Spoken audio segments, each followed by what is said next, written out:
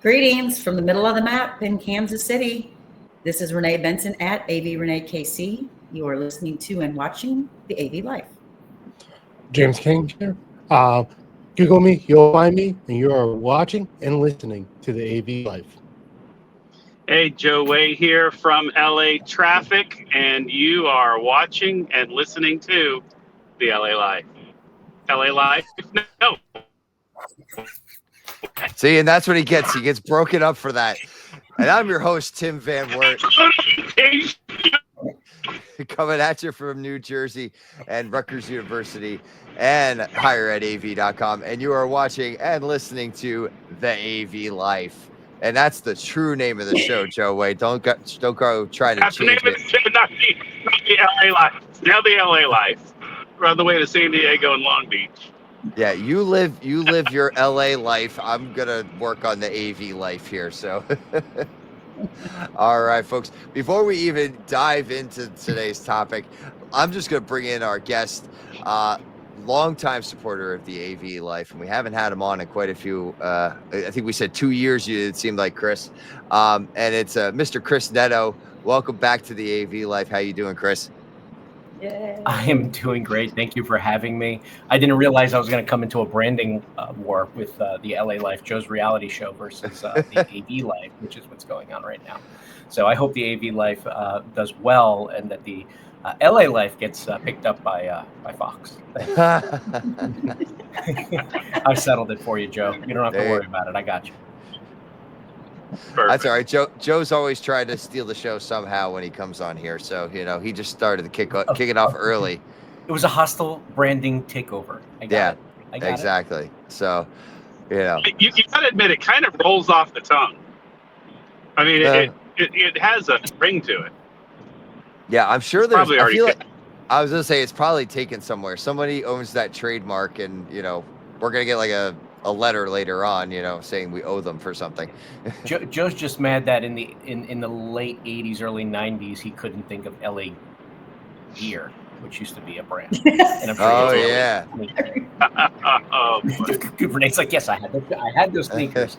Now, for the Gen Z that are sitting here watching, Google or Wiki or whatever it is that you do these days, LA Gear, and you will actually see that they were one of the first sneaker companies, because I'm a kind of a sneaker guy, that actually was doing light up sneakers. Yep. And I know when I bought a pair of the LA Gear light up shoes, right after that I gave up on them and went to the Reebok pumps. But before I got to the pumps, the LA Gears were a thing.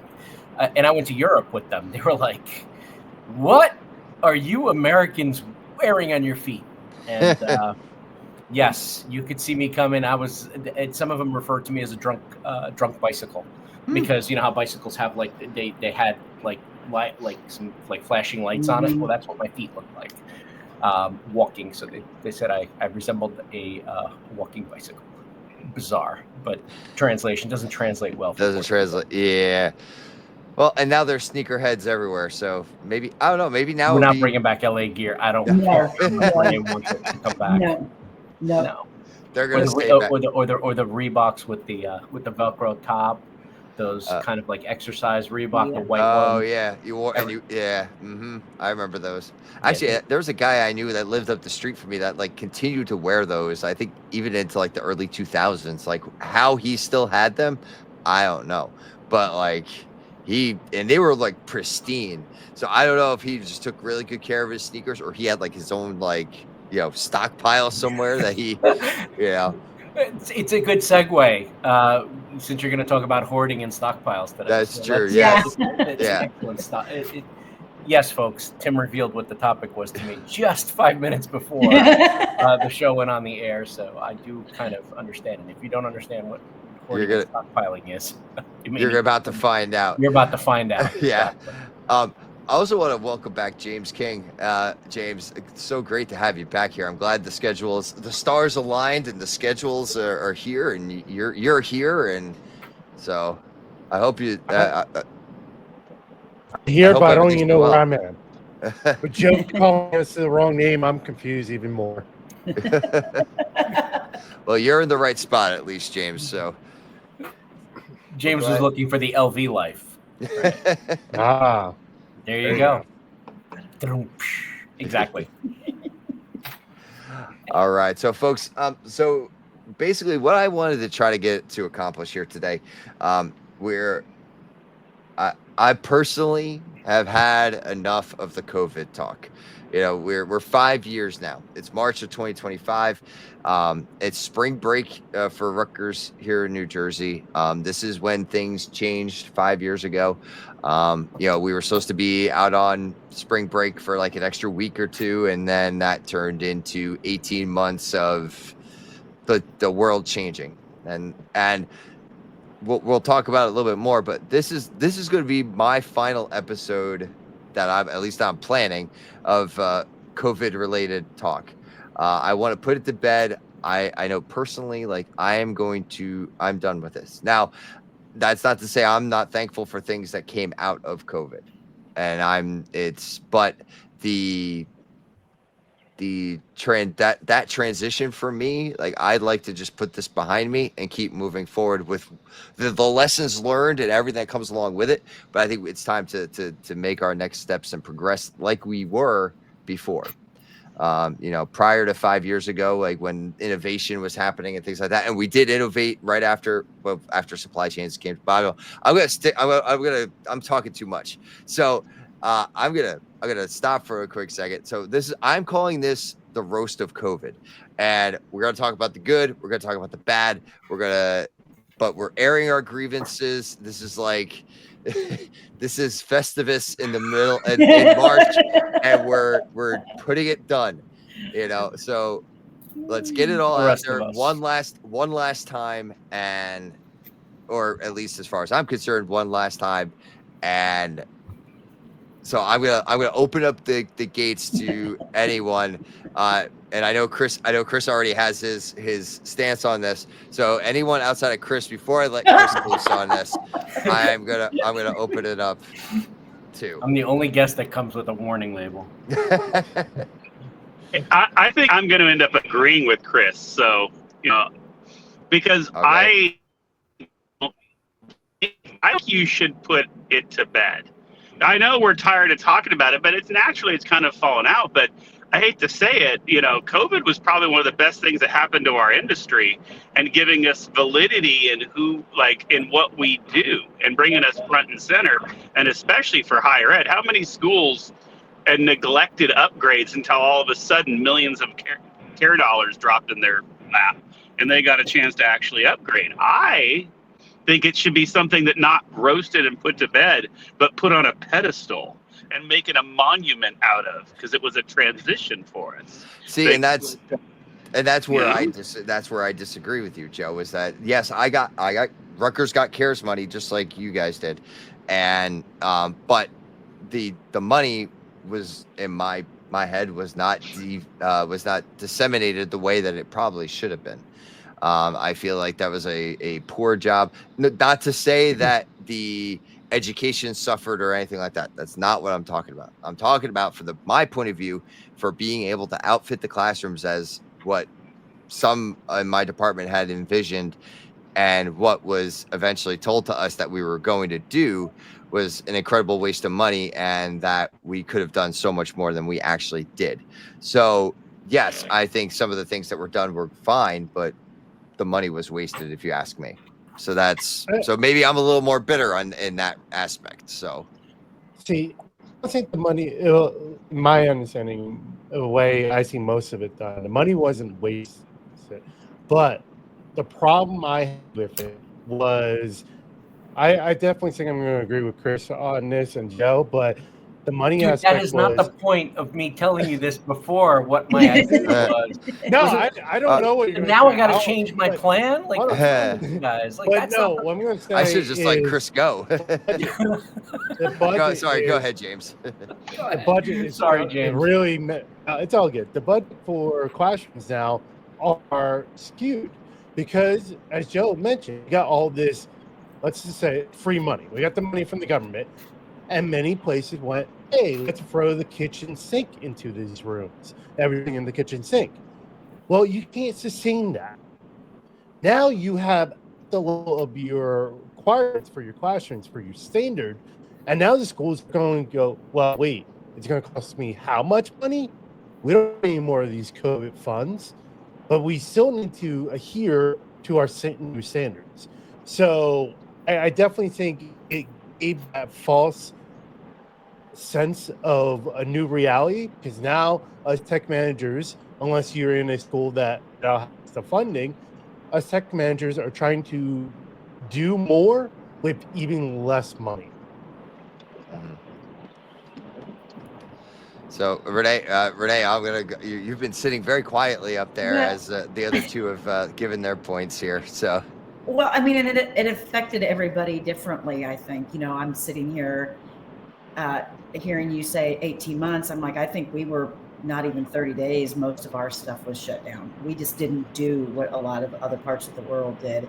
And as far as this funding for, I mean, there's so many both sides of the fence. If you want to talk about the industry or you want to talk about personal, I'm going to have different answers for both sides, right? So, like the AV happy hour, I loved seeing everybody every Friday, whatever. But I hated not being able to do the things I wanted to do. But mine was for 30 or 45 days. Mine wasn't 18 months.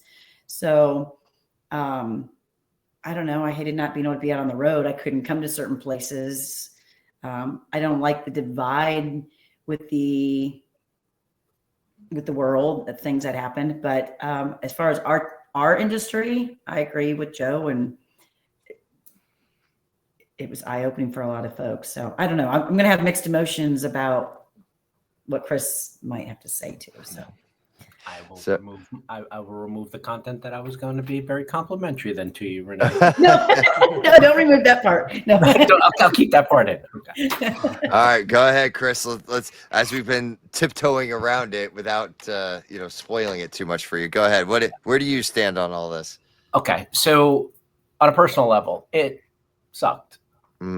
As you know, as a fellow New Jerseyan, yep, we were a little bit more locked down than others. Right. So that was very different, right? Because the rest of the world was kind of doing things that we weren't doing in New Jersey. I saw Texas, Florida, California doing things much quicker than we were doing things. We weren't allowed out. So yes, we had stricter rules.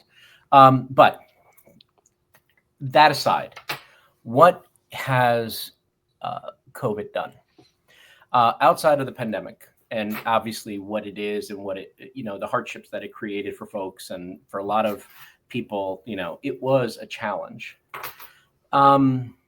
It was a wake-up call for our industry, and I have 100 examples of where it went and where it started and where it goes, and not necessarily all bad.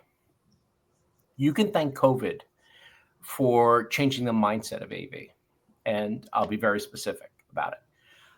Prior to, and this is where I know, Tim, you don't like talking about pre-COVID versus post-COVID, but pre-COVID, USB-C was not a conversation for AV or pro AV. They would sidestep it in any conversation possible. USB-C is one of the darlings of the pandemic. And quite simply, any manufacturer at the time that was putting USB-C on their equipment 5 years ago did not know where it was going to go. During the pandemic, USB-C allowed what I say have been companies that have really flourished since the pandemic, because they were the first to really embrace and have a plan as to what USB-C was going to be. Up until that point, HDMI was the only out, and HDMI rules were the ones that were set, and only IT people really wanted to talk about USB-C or USB in general, right? Web cameras that were USB were just for your personal. During the pandemic, we saw them being placed anywhere and everywhere that they can humanly possibly put them. Companies that were not in the webcam business got in the webcam. So that's your first sign that things changed. It also, by doing that, USB-C, and I'm just simplifying it as saying it's the spark. USB-C forced not just the manufacturers to change, but integrators had to take USB-C seriously. So all of a sudden, a massive 32 by 16 AV matrix was okay, but where are the USB connections? Mm-hmm. All of a sudden, there's this rise of, let's give this other company a shot. So you had big brands that couldn't provide, obviously, through supply shortage when it has to do with chipset. And USB-C was sitting there. And there were companies that, without marketing, without fanfare, sold out in less than 3 months of everything that they owned. And then from that point on, it trickled. A company like Icron prior to was just being used to send, hey, let's extend the signal of a USB. Mm-hmm. Pandemic made them a player, the player, to the point where anything that they had sold. Mm-hmm. Right? Now, I'm a distributor of Icron. I'm not tooting the horn, but everything that we had that had USB-C and was, anything USB-C went. Mm-hmm. So the change is really a fundamental change in the world of AV, where it was, how hard it was to convince AV to finally transition to HDMI. I mean, you want to talk about an episode, have one about the digital sunset. Mm-hmm. That thing took forever, and there's still people, or the analog sunset, analog sunset still is a topic of conversation. Yeah, well, and that's Rutgers. Like we are phasing out VGA, but we still have systems that have VGA. Yeah, because there was a balking from certain faculty members that had older laptops that they needed to have VGA. Now, we're at that point now, and USB-C is part of the conversation. And it's interesting you bring that up, Chris, because I could give you a real life example from my standpoint. Logitech's StreamCam was USB-C. That was like the only one we could get a hold of.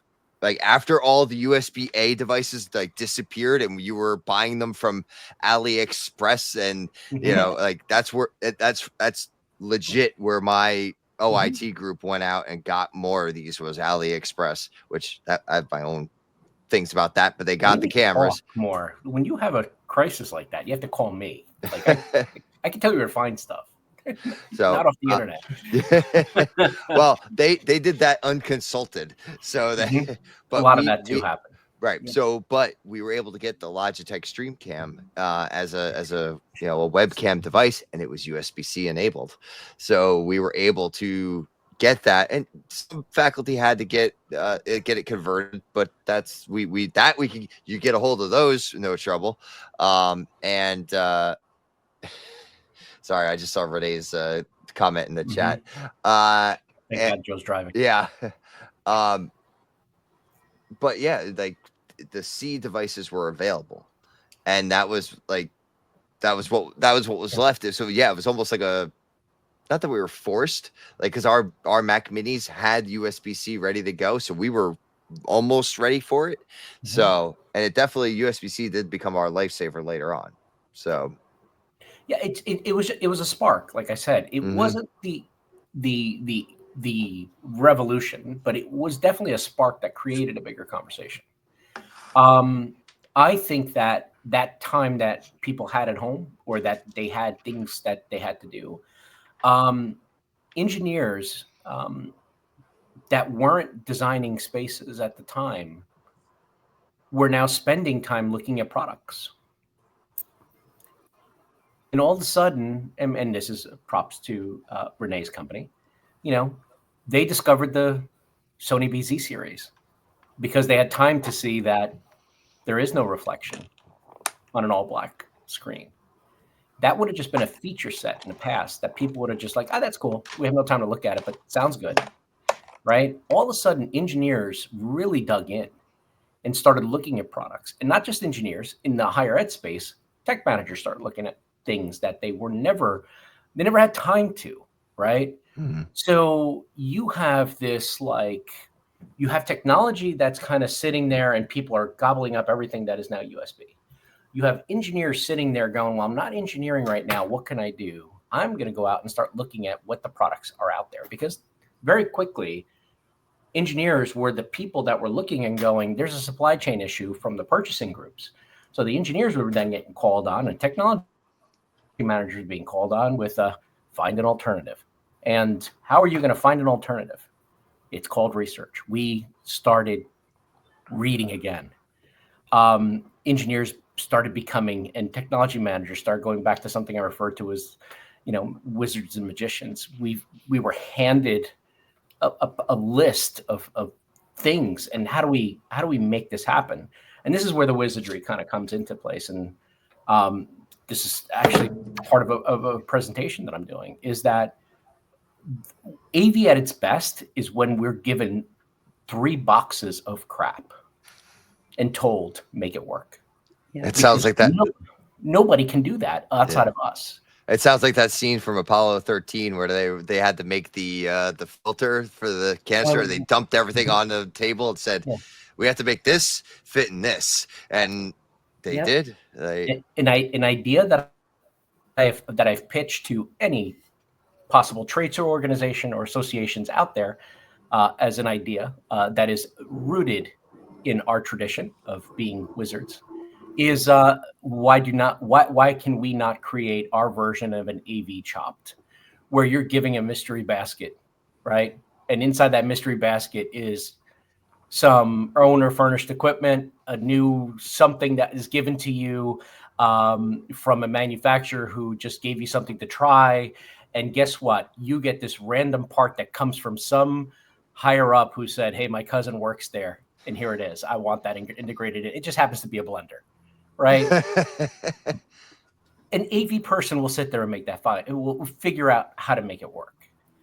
Whether it is through control system, adding a speaker to it, or somehow amplifying the noise and using it as a way to create white noise, or removing the blades and putting it with something else. Like, that is what we are good at. Like, you did not know I was going to come and romanticize our industry, do you?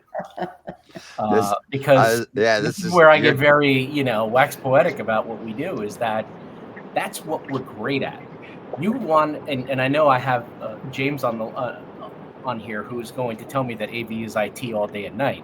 and I love it. It's a component of our magic, but it's not AV being IT or IT being AV, because one thing that we do very well is we take science, which is AV, in our world of AV is science, whether it is Ohm's law or whether it's throw distances, whether it's what your eyes can see from an eye chart for reading.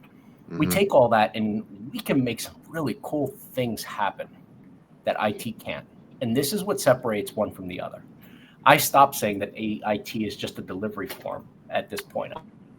I think that IT has its place, but I think it's part of the recipe, right? You're going to bake a cake, you need IT at this point. It's baking soda. It is sugar. Like, you're going to get a sour cake if you build it without IT.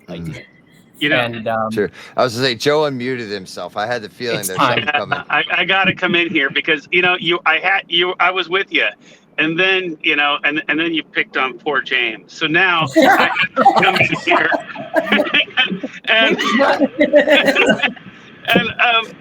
Because here's another thing that COVID did, is it did give the importance to IT, but here's how.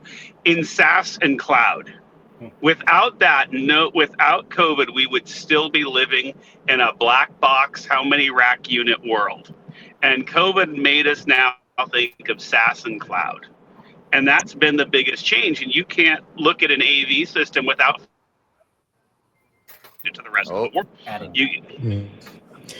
Go ahead. No, you know what else IT got? They got UC. UC is more IT centric than anything else. When you want to push comes to shove, a lot of UC stuff is more centered around the IT side. Look what's going on right now in Florida. Enterprise Connect is happening. there's a lot of UC conversations going down there, more so than what you would expect. And the UC conversation now has spilled on over to call centers and headsets. And where was IT was never in that conversation. They are now. It's bigger. I think it's spilled out past TV. Go to the flip side of that, though. Look at NAB, and now you have Cisco and Microsoft and those companies showing up to NAB, right? The flip side has happened. You've got traditional IT companies. I want you to come at me, Joe, at NAB. All right. All right, Come on down. I think time out for James. So the biggest, what I'm hearing here is it's either it's us versus it's IT versus AV. It's not. IT versus. I no, definitely it's am not. not saying that. I'm saying we are now in harmony. But that's what we're saying. It's a lot of it. What we're saying is, oh well, look, IT got UC. Oh, AV got the. It's like almost like a big divorce happened. Who got the dog? Who got the house? When really we're all in the same family. When I say AV is IT, look at the ISO model. ISO is, 7 layers of how you go through troubleshooting. And that's what we do in AV. We start with physical and we move there. Same in IT. Same kind of. You have better rules than we do, James. Yes. We might all be the same family, but we're the drunk uncle. Okay. And I want to go back to what Chris said, something, and I will give him credit here with the COVID that sparked this. But I think it was inevitable. I think it was going to happen that AV was going to get to USB-C, and that's because of IT. I'm going to do that.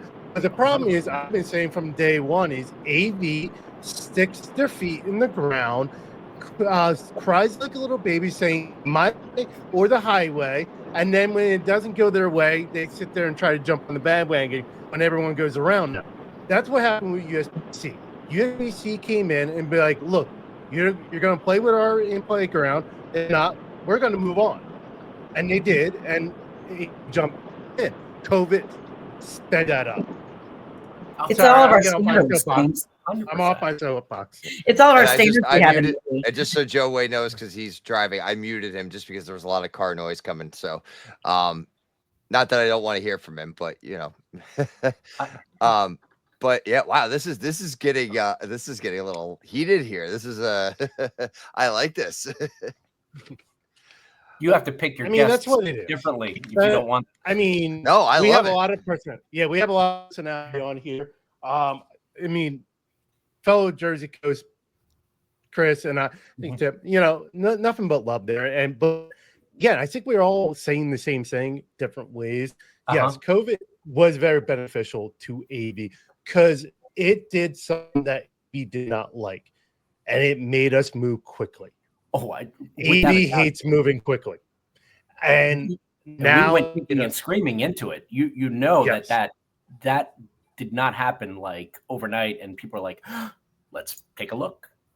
That didn't happen overnight. We went in painful, and you said tears. I resent that. I only shed one tear. Just one single ran down the side of my face, and that was it. And then I toughened up. There's a violin. I remember where I'm from, and I went back and said, "This Jersey guy is not going to cry over spilled milk. We're going to fix this." And listen, you got.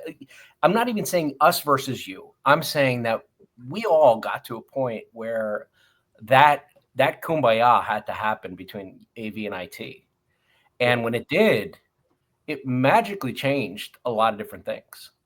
And what I'm saying is not necessarily a us versus them, but we kind of divided the world in the map and said, you know what, there's borders and we can there's open borders and we can cross over those things. Right. And if I have to go over to the IT side, I'm not going to go create my own standard. I'm going to go see what my brethren on the other side of that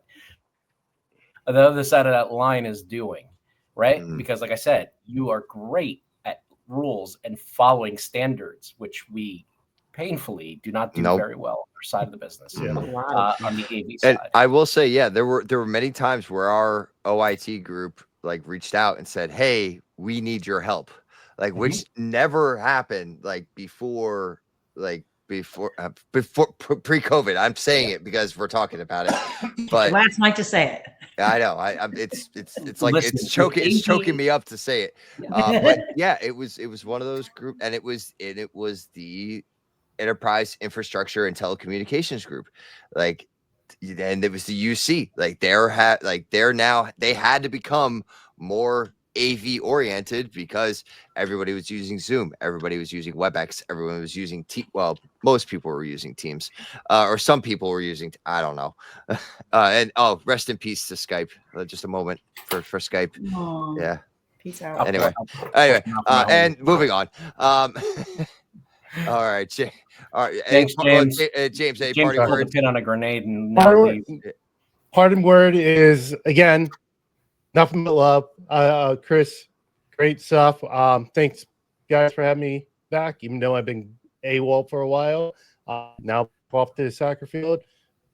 See you all out there. The door's always open, James. Bye, James. Safe travels. I'll see you soon, James. Oh, here now we can go. We'll go to the 4-up view here that Joe created last time. All right. But yeah, like it was Joe's pardon the interruption look. Oh yeah, from there goes. ESPN. I like that. See, I didn't even think about This that. is Joe's PTI. Yeah. But that's exactly why I did it, just for that reason. Speaking of that, I think I just saw we had our first basketball upset. Oh really? Oh, in the the qualify. I don't know. It just popped up. I didn't see it. Maybe it hasn't hit my phone yet. But oh, look at that. Oh, and now we lose him. There, you're back. I'm back. But yeah, and as we're recording this, we're getting into the early stages of the tournament, the men's March Madness basketball tournament, and USC made short work of Rutgers at the end in the Big Ten tournament there. So to go out right after that. So really. Well, hey, at least you moved on a little bit. You didn't waste two first round NBA players. No. But anyway, back to COVID and so those guys, like, they had to become AV people, or at least have a general understanding, which then came to us. And they realized that there's more. There are people missing from the team. You can't be in the American League without a DH at this point. Like, they recognized the designated hitter finally. Like, or they had been playing in the National League. Let's talk baseball, folks. For folks that are maybe watching from overseas, we are talking Major League Baseball. There you go. Yeah. If you're overseas, then you saw the Dodgers win 4-1 this morning. There you go. Yeah. Right in Tokyo. And Tokyo, the Japan series, yeah. So, awesome.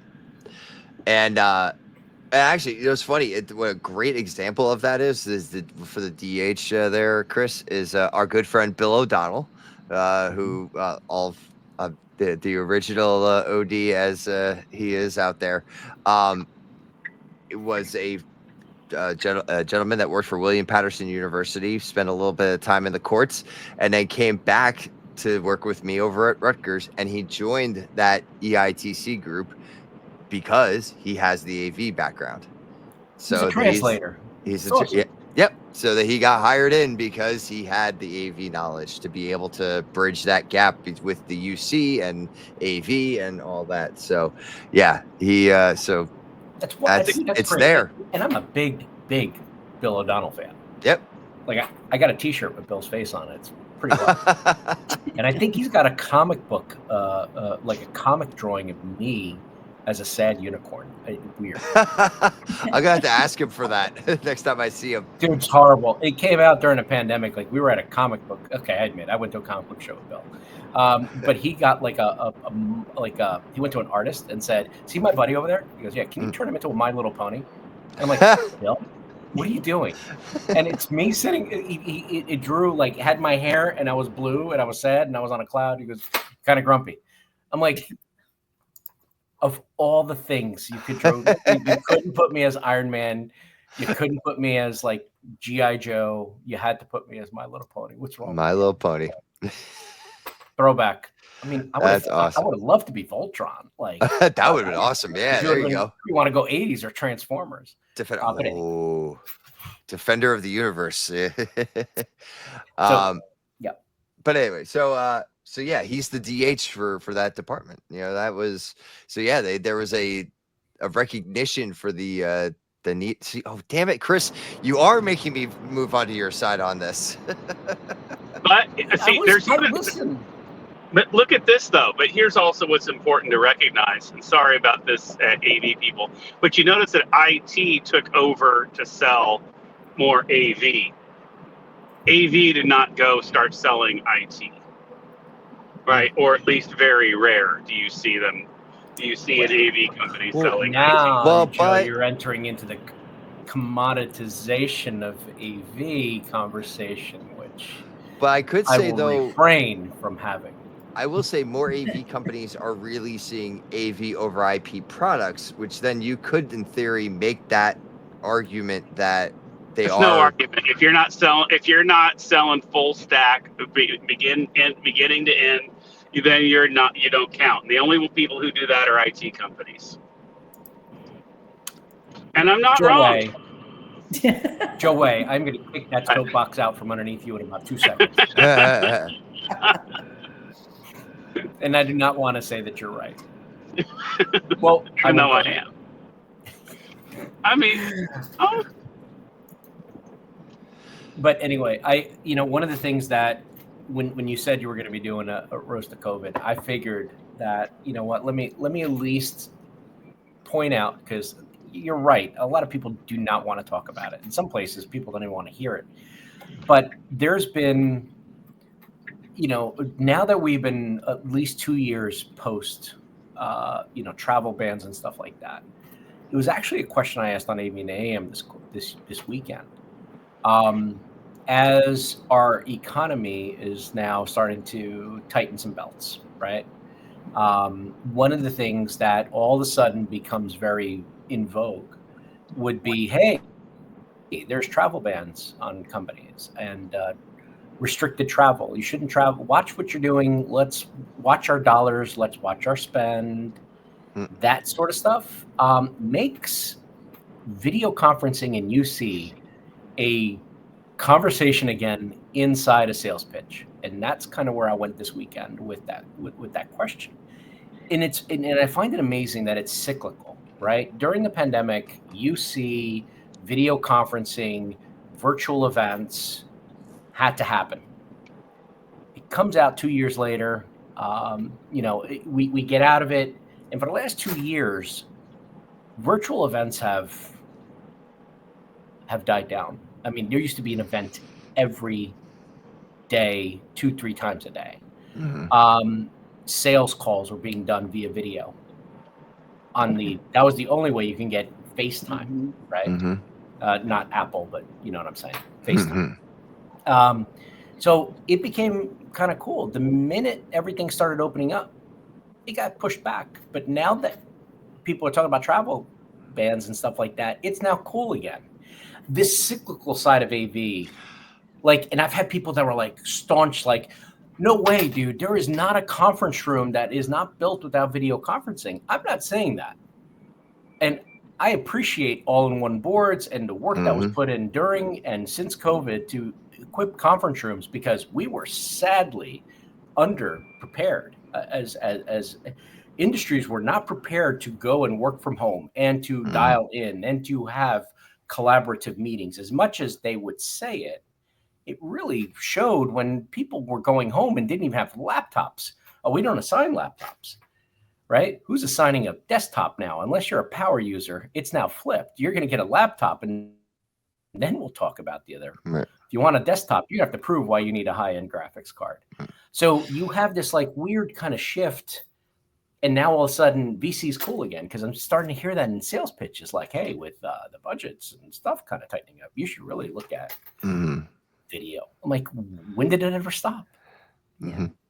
Well, I will say, so yeah, I will say that there was that expectation of better quality that came out of COVID, so that it made our job as a classroom outfitter of AV technology, it's raised the bar, because everybody went home. They had exactly what I got right now. I got headphones on, I got my computer right in front of me. Well, maybe they didn't have a Shure microphone right in their face, but but the expectation was to have this more personal, interaction and localized audio that, so the quality, that expectation was raised up, which I think was good for us, because a lot of us we did have to step up our game. So we have, I am, prior to COVID, I never went to NAB. Since COVID, I go to NAB. Why? Mhm. Because since COVID, USB webcam got upgraded to the built-in cam, got upgraded to a USB cam, which then got upgraded to a DSLR, which got upgraded to a production camera. Mhm. That level would have never gotten to where it is quality-wise. Camera manufacturers were putting out just USB cameras when the first wave of, we can't get cameras. They went from, we're going to put out just a USB camera, to like, hey, we're getting you something with better glass, better features, auto tracking, better microphones. That got pushed thanks to, the demand. And now the demand, and I will agree with Joe, right? 100% on this, and take the kudos, Joe. He loves I know he does. Look at that smile. Like, there's nobody who smiles in traffic. Keep going. Smiles in LA when it comes to traffic. When they're out in the sun, they do, or when they're enjoying a margarita or a taco, but not in traffic. And Joe's glowing right now. And I agree with Joe, because what we're seeing is better facilities being built in spaces, right? I'm a distributor. I don't necessarily work with the end user, but I do go visit with our integrators. And what I'm seeing is that webcam in the front of the room got replaced with a high-end bar.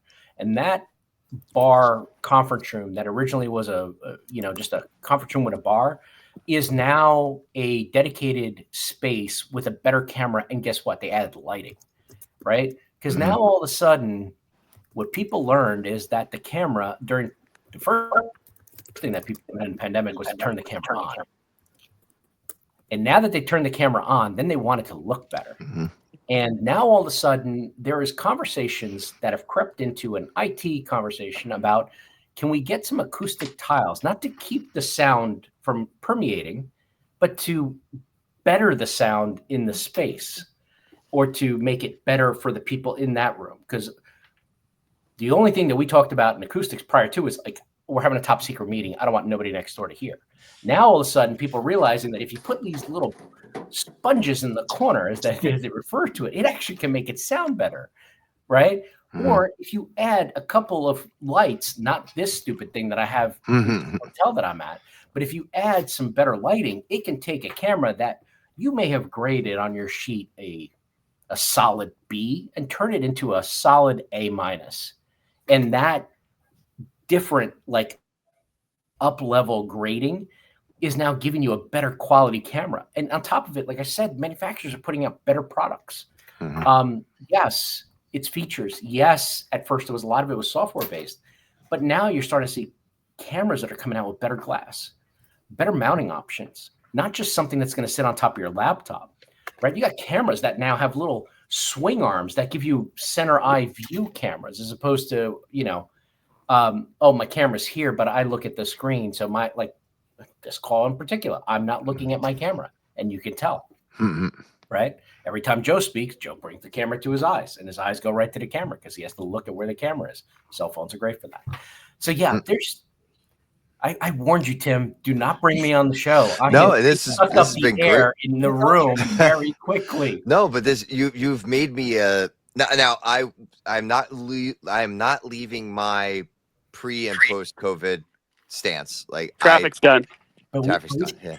I personally converting you to a believer. But I know there was a lot of good things, and this is just an affirmation for the work that we do, and I think I needed that personally. I think and then, not that I've lost faith in what we do, but like like we came back in with such the last year for me personally has just been so like a whirlwind that like I kind of lost like where my focus has been, and like it's just been doing one thing after another and like just going through the motions. And now, you know, this is like, oh yeah, we did some like really good things in the last 5 years, and that was never the purpose of this podcast for this episode, was to like discount now anything.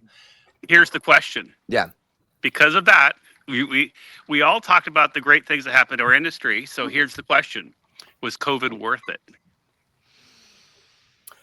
Oh, Joe, can you frame that question a little differently? Nope, I'm leaving it just like that. You mean the effort that we did to make magic happen when nothing was available? Make it something out of nothing. Yes. Take it how you want. Yeah. I mean, it will be controversial, but you know, I hate the fact that we basically had to rethink things. And throughout that part of the pandemic, when we were doing AV in the AM and happy hours and stuff like that, one of the bigger talking points was, how do we rethink what we're doing? Because the processes that everybody knew and loved, the mac and cheese of AV, as I refer to it, right? Comfort food. It is comfort food for AV. We would order part A because it was what we did. Mm-hmm. You know, what we did is we are living in a Marvel movie. We blipped for 3 years and came out of the blip older, wiser, and with a whole different set of, you know, views on the world. In what we do, it pushed us to rethink supply chain. It pushed us to rethink technology acceptance. It allowed us to now look at feature sets that were just marketing material and look at that and go, I can really use that, right? You had people that looked at products that are in the market and said, why are we pushing everything to a bar? We should be pushing it like a sound bar when we should be pushing it to what we do best in the ceiling, right? Nancy was here. She would probably tell you about EdgeMax and what EdgeMax can do for audio, right? I guess full transparency, I am a distributor of Bose. So I want to point that out. You are the king commercial of I just dropped for Nancy right Blanchard. here. Wow. But yes, it well, is. Joe, you're frozen right now, so all I get is just you. So he's about to turn on his computer. That's what Joe's doing. Yeah. No, am I frozen? You are, for your videos frozen. And yes, we hear you, like Elsa, but you are frozen. Am I unfrozen? Oh. There you are. Nope. Nope. Still frozen. Still frozen. It doesn't like you, apparently. I guess not. He doesn't like you. But you can hear me. Yep. Well, was I frozen when I was outside or only when I'm inside? No. You're like reaching for your so all right, this for the folks that are listening at home, you have to go to YouTube and look at this. So while you're there, like and subscribe. Yeah, Joe, you're just not a bad picture, but it's not a great one either, to be honest. You look very stern. Yeah. So Chris, I agree. Like there were a lot of good things that came out of that. Is it worth it? Is it worth it for the isolation? I hate that we had to go into that kind of pressure. Yeah. The isolation that I know a lot of people felt. I know. Even actually, it's funny. That's not funny, but it's interesting. I was talking to my wife about it today, and she's since COVID has been working from home, and now she's like, I need to get out. Like she's looking for alternative places to go and do work. Like it was we had a full conversation regarding that. No, you're not frozen anymore, Joe. Now we see you're on the move. I'm on the move. I get back outside. Your router outside. Is it working worth? Beautifully. Was it worth the people that lost their lives? Was it worth it for that part? Not worth it at all. Yes. Was it worth it for the time that I got to spend at home with my son who was a COVID kindergartner? like that I wouldn't have gotten that time, anywhere else. I had a And COVID senior who lost everything. See, that's Well, and had a don't get me wrong. COVID freshman who lost everything for the next Mhm. 3 years of high school, Yeah. or 2.5 years because of the uncertainty. Right. Okay, so you say not worth it, but necessary? Not worth it, but necessary, dude. That's a tough one, Joe. That's also a tough one. Yeah, like it's hard, and I guess because of and that's why I wanted to make sure Chris was here, because even if Joe came in, Chris at least has the New Jersey side of it. Because like we said, and Joe, like, I'm in California. I wouldn't be surprised if we're still under lockdown. Well, it's funny. It's funny because you had asked. I remember we had an episode. I think it was higher at AV. I think we had Joe, and you had asked me when I thought we were going to get back to normal, or it might have been even on this podcast. And you asked when I thought things were going to get back to normal. And you were like 21 or something like that. Yeah, you guys have predictions. Or or like you said, like 21 or like early 22, and I was like, no, like January of 2023. And you're like, I remember you balking at it, and I'm like, I'm here in New Jersey, and like things are different, and I don't think I was that far off. And I think Chris could attest to that we were still kind of struggling even up until January of 2023. And I will add a darker piece to this, Tim, and to add to what you're saying. Truly, you cannot end this conversation today, because from the business world, what COVID has done is shake up the real estate market and corporate real estate. Oh yeah. And that will not shake out for the next at least 5 to 10 years. I will say that is a topic. And one of our conversation that is hard to have right now. And that is driving mandates to back in the office, is because you have a lot of space, and yes, it's pushing us and you guys as internal tech managers to get creative with a lot of space that you had. But I will stand by the one thing that I have said for many years now, from an AV integrator standpoint, and that is the people that I work with on a daily basis. AV integrators really do not make AV is not necessary in the cubicle. How's that? That's good. Yeah. AV has never been in the cubicle outside of putting a webcam, which they will graciously has said, let the IT help desk send you a webcam.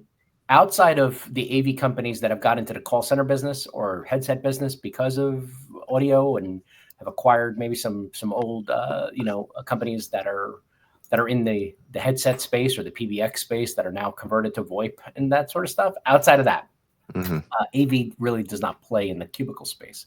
So it is giving us a lot of room, and you guys as technology managers have a lot of room to put big displays, right, Renee? I haven't tossed anything your way yet, so there's a lot of space. You did a Sony drop earlier. Yeah. I mean, listen, I got to see one of the Sonys today that had no reflection, and I'm like, that's BS. That's no way. No. On, lights off, window open, window closed. I'm like, oh yeah. No, without all the negative stuff, right? If you say, is it worth it? Was it necessary? I mean, if you ask my management team, I'm sure the answer is very much so, because people came to us because we had stock, right? People who didn't purchase Sony prior to because we were expensive or whatever reason. Well, we've got a lot of converted customers over the years, 5 years, because why? We had stock. I mean, that very simply said, right? So was it worth it now that we've got customers that converted because it was kind of just the only option? Not that we don't have a very quality product and a very nice displays, but at the time it was like, we've got a ton of it. And so was it worth it to us? Oh my God, our whole Sony professional display division has gone crazy since COVID. So for us, it's like we're in a whole nother. The flip side to that was that people were at first wondering, is this now going to devalue the pro side? Because everybody would go to wherever they could get product, right? Displays. Yeah. If you can find a display, go buy it and buy 5, 10 of them, 15, 20 of them, whatever you can get, because of that fear. But what ultimately came out of it is now there's an eye on quality. listen, I love Joe's take on cloud, and this is what it did. But what it really kind of opened that up is 5 years ago, that wasn't a conversation. But quality and the ability to step up to the next level was forcing us, to go there. Mhm. Right. All right. It was inevitable. It just sped, like James said, it just sped it up. All right. We're 55 minutes in, but let me go drop more controversy. Oh boy, here we go. I will tell you that we did a pendulum swing, and where Tim, you said earlier that people care about quality, and Chris, you just said it. I'm going to say, nope, it's swung back. We now care about convenience. It's so ingrained now that you have to be able to do a Zoom call or a Teams call from any space, whether it be your laptop, your desk, your conference room, your home, that convenience is more important. We're now also more ingrained as humans to what a Zoom call is. So therefore, we now have new ways of working with it's okay to turn your camera off to eat while you're on a meeting, as long as you tell people ahead of time. And if you don't have much of a connection, well, maybe that. So I'm going to say that are you ready? We're back to good enough. No, I will not accept that. We're back to good enough. I will not accept that. If this was 8 years ago on AV Jam, I would have crushed a can and told you that that's bad. I will tell you that no, we're not there. I think our standards have raised. I think our standards have raised. I think we've all had Elio's pizza, and now we want something better. I think we will not accept. We will not accept Bogota. Right? Hey, when Chris was out here, we went to that in like a freaking door jam, a doorstop. Like, dude, we elevated, and you're right, Joe. But I think it's because our standards got better.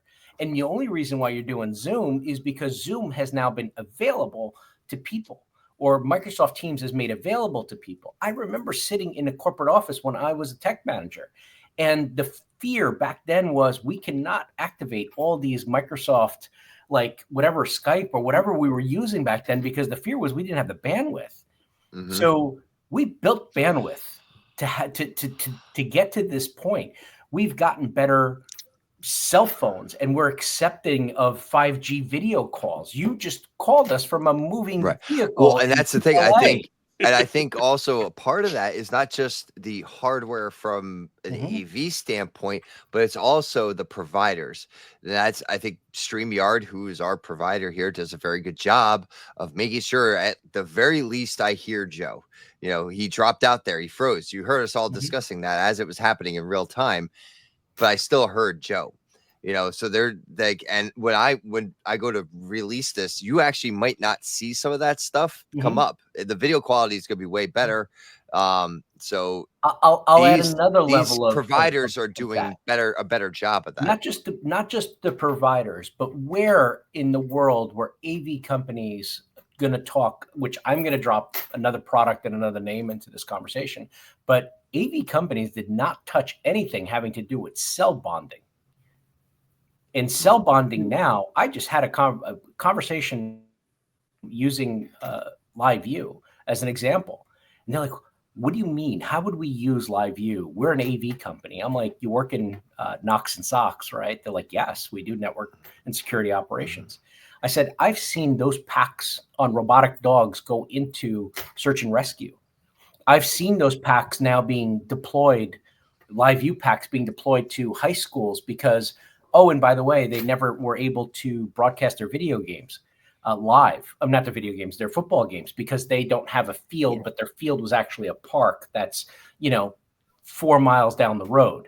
And they had no way of getting internet. So they're taking cell bonded Live View packs, and they're able to go live to the internet from whatever park it is that they're playing baseball or badminton or whatever competition that they're having. Wow, badminton. Well, why? I was just letting you roll with it. I was looking for an obscure sport. Come on. If you're gonna pick a racket sport, at least say pickleball. Okay? You know what? That's very California of you, Joe. I was going to do professional skateboarding. There you go. Like that would have been more, or surfing. But I saw that happen. I was overseas. I was in Portugal after ISE. I saw a live view pack being strapped to a guy who was doing live videos from the cliffside of Nazaré because they were doing 100-foot waves were running that day, and they were getting live views right to the internet. People with their cell phones, don't get me wrong, but cell service at the edge of a cliff in the middle of Portugal was maybe not the best, but they had 4 cards going, and that one card dropped, the other ones picked it up. These are conversations that did not happen. And last year I was at NAB New York City. And one of the things that I kept asking the manufacturers that were there, the brands that were there, was who's coming up to you? Now, New York City can be argued that is the mecca of media. Or Joe, I'm sure you have an LA story for me to you guys make movies. Yeah, that's cute of you to say, but keep going. Yeah, we don't. Dude, there's somebody's about to raise their hand in Atlanta and go, I know. We make movies down here too. But anyway, so when I was in NAB New York, I kind of went in that conversation mode. I said, listen, who is the people that are coming here? Is it, NBC, ABC? They're all here, right?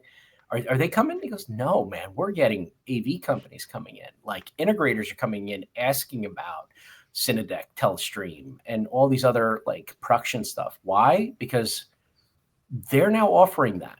And back then you were a specialized shop if you were in the broadcast business. I think everybody is now can kind of get into this, like into the corporate space or the enterprise broadcast stuff.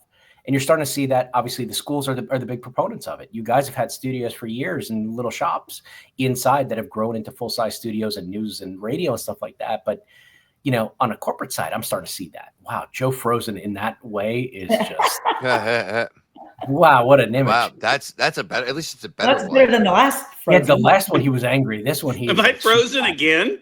Yes. Yep. Yes. But this time I'm on home. Now I'm on home Wi-Fi. Well, you obviously need cell bonded technology. So I guess Starlink in the Cybertruck is better than home Wi-Fi. I guess that's what we learned. I am not getting into that conversation, dude. Well, hold on. You can pitch it, but I will not partake. Right. Well, I think this is a good opportunity for us to start wrapping this up. No, it's not. We are not going to stop. We're going to keep going. We're going to push your editing. I'm back. Well, I just switched to cellular. Well, yeah, now you're back. So the point of the show was you wanted to bury it. And we resurrected it. No, we memorialized it. Memorialized. That's better. Yeah. Huh? Yeah. So, we're going to give it a plaque somewhere. It gets a bench in a park. There's a lot of obviously negative things that came from it, and we all know what those are. Right. But for me, I try to put a positive spin on a lot of different things. And in the last 2.5, 3 years that we've been out of it and kind of out back in the world, I've gotten a lot of good positive stuff. One of the things that I could tell you, Tim, and the folks, y'all used to be on AV Happy Hour, right? Happy Hour was a way to connect when we couldn't connect, right?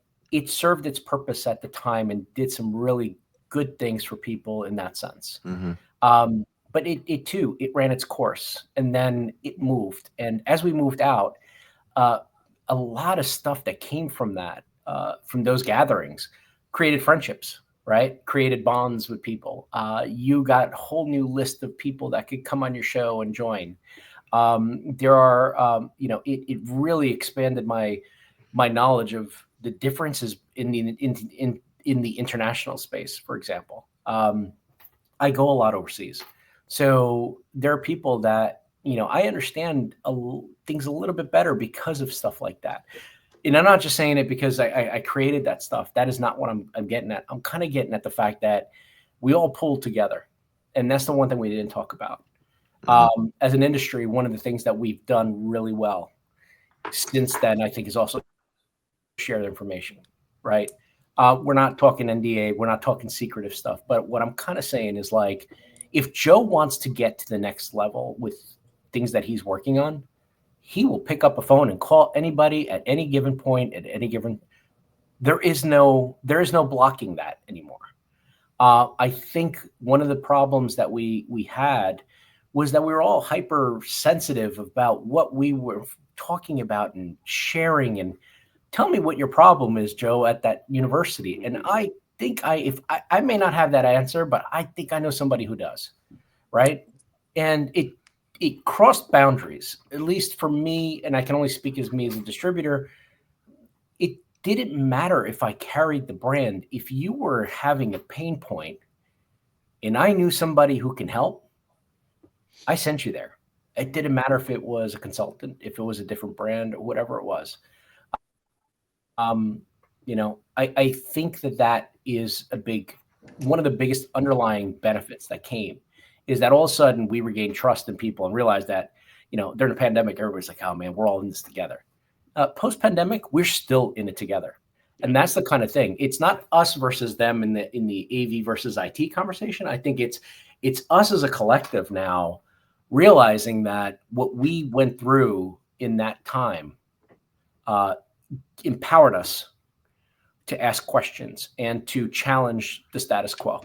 Mm-hmm. And that, whether you're talking about USB-C, a higher ed tech manager taking a shot on a product that is not, a standard product, or Joe wanting to go to the cloud when the cloud wasn't ready, but Joe will make his way to the cloud, whether it's in a hot air balloon or on the back of an IT backbone, he will figure it out, right? That is ultimately kind of like a side effect of it. Now, again, it's me waxing poetic about it, and I love what I do, and I love this industry, and I love a lot of people in this industry, and I appreciate the thinkers, the creative people, and the people that just don't settle for an answer today as no, it can't be done. Trust me, I've been in enough meetings with Mr. Way that I've heard, figure it out. You can figure it out. And if I can't figure it out, I have to go someplace else to go figure it out because they're smarter people. And I identify that. I think that COVID opened up that, not only gave me access to somebody like yourselves and in what you do at Rutgers, what Joe does for UCLA, what Renee can do at Sony, it empowered me to not have any hesitation to pick up the phone and saying, I don't know. How do I do this? And it was because I didn't have all the pieces to the puzzle. And what we were given in pandemic was very much in a child's perspective. They would dump out the puzzle and not give us the cover to look at. And we were told, make it work. And we did not have a reference on the cover of that puzzle to even go. We were shooting in the dark. And guess what? We survived and we made it work. Our industry has gotten better. It's gotten stronger. Creatively, I think that spark that I am now saying, yes, USB kind of led it, all really comes back to the fact that we now realize that we're not good.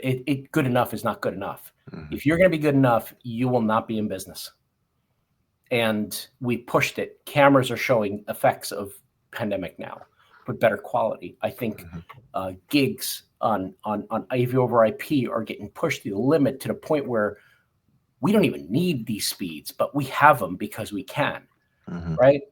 And the engineering that is going into things, the companies that are thriving today is because engineers spent a lot of time trying to figure out what we can do. And that led to better chipsets, and that led to them investigating other ways of sourcing materials. Yes, sustainability is kind of a weird thing, but you're starting to see that being bigger part of conversations now. And it's real. Like, it's not just, we do recycled packaging. Like, well, no. Yeah, and that's that. Yeah, like you said, Chris, that's a whole other conversation. It's a whole other conversation. We'll bring in a whole other group of people for that. So not you. Put a bow on it. Somebody please put a bow on it. I'm done talking. But that's all true, and that's the good that I hope doesn't go away, right? What you just said, that I hope, Tim, when you put it all away, that you can put the big bow on it with a big positive. And I'll put a big monument. I'll put a big monument so we'll memorialize it and put a park bench right in front of it too. So, you don't put it out on Thursday night for trash day. You kind of pack it away and you can store it and be okay with it like a photo album, as opposed to, it's not recyclables and get it the hell out of here because I can't do anything with it. We got a lot of good out of it. And a lot of positive. And Joe's frozen again. It's amazing. The picture. What the hell? Why do I keep freezing? It's timing. It's got to be a timing. You're hitting like a buffer, a buffer underrun or something like that. But that's okay. I think there you go. I will put myself on mute so I don't interrupt you guys. That's fine. We're gonna let you one last bit from you, Chris. Just let people know if where they can find you outside of here. I know for those who are familiar with AV and the AM, they know who you are. But just in the off chance that for some reason you don't know somebody that's listening to this podcast, go ahead. So AV and the AM, I am the wizard behind the question, sitting there, kind of like letting you guys run it. AV and the AM has never been, and I refer to a Marvel line where Thor said, oh my God, my home world is gone. But it was never about the home world. It was the people that kind of made it up, right? So the AV and the AM is the people that are constantly engaging and doing the stuff. It's not me. I just put together some questions based on what I hear at bars and what I hear, at the end of the day when a show is packing up. So you can find that now across 3 platforms because the people have spoken. It's on Blue Sky, it's on Twitter, it's on LinkedIn in 3 different forms at 3 different times, which to Frank Petticala's dismay this weekend. He's like, it's not on Blue. I'm like, dude, I'm still doing it manual. It's getting to Blue Sky. Trust me, it'll be there before 8:30. So at 8 o'clock, it releases on Twitter, 8:15, LinkedIn, 8:30 on Blue Sky. Give me 15 minutes and I'll get it to you. Nice. But when I am not doing that on Sundays, and I work 6 days a week, I guess, with that, I work for Midwich. That is our newly rebranded name, formerly Starin. If you did not pick that up, that happened right before ISE. I do stuff and things for them there. I'm on the road. You will see me next. The next big trade show that I'm at is NAB, and I'm making my way on the road to InfoComm in Orlando. So those are the next 2 big ones. I do have a lot of hopping from here to there. On Twitter, at Chris_Neto, Blue Sky, Chris Neto at Blue Sky. LinkedIn, I use Christopher Neto, CTS, because I still have those 3 letters at the end of my name. You're welcome, InfoComm and Avixa. I still kept that going. But for now, that's where you can find me. Today, I am in Schaumburg, Illinois, in a hotel room, and I am happy to have joined the AV life. Well, for we're the first glad. time in about 2 years. Well, we're glad. Scheduling has been an issue. Yeah. But, if it wasn't for Renee saying, Chris, if you don't show up, I'm going to have to unfriend you. Oh, so that's really what it was. Thank you, Renee. Thanks, Renee. I really appreciate you making sure you got him here. She was gonna post a picture of her eating pineapple on pizza, and no, she wasn't. Absolutely not. Absolutely not. I would have to unfriend Renee. But thank you, folks. I appreciate it. I wish you guys nothing but the best. Dude, I haven't been doing podcasts in forever, so it's good. I haven't done a late night podcast in a long time. Yeah, we're and this is we haven't had an hour and 15-minute long episode in quite a while. So it was worth it. It's totally worth it. Selective of your guests. Don't put me and Joe Way on the same podcast. Or all you're gonna get is a podcast that's just good enough. Just good. Well, that's basically. You know what, Chris? You were worried about your Wi-Fi access in the hotel. You could have been way worse. You could have been like Joe there. So you were golden today. So usually, I have a T-shirt that says "Don't trust hotel Wi-Fi," and I was going to wear that, but I said, you know what? Let's see what happens. I'm glad it worked out. I'm super happy to have been on it with you guys. You guys are super interesting and just the people I need to talk to at 8 o'clock at night, my time. God knows what time it is on the East Coast. It's an hour. And it's after 10 o'clock here on the East Coast. So it's time. I think it's time to start wrapping things up. So thank you. Hey, Chris, thank you so much. We always appreciate having you here. We know you've had a long history with the AV life, and we always appreciate that, your involvement. Joe and Renee, thank you so much for jumping in. And as well, always a pleasure having you both as crew members. And, see, I'll just put that to Joe. That's really towards Joe. 4 in a row, baby. Yeah. Maybe even 5.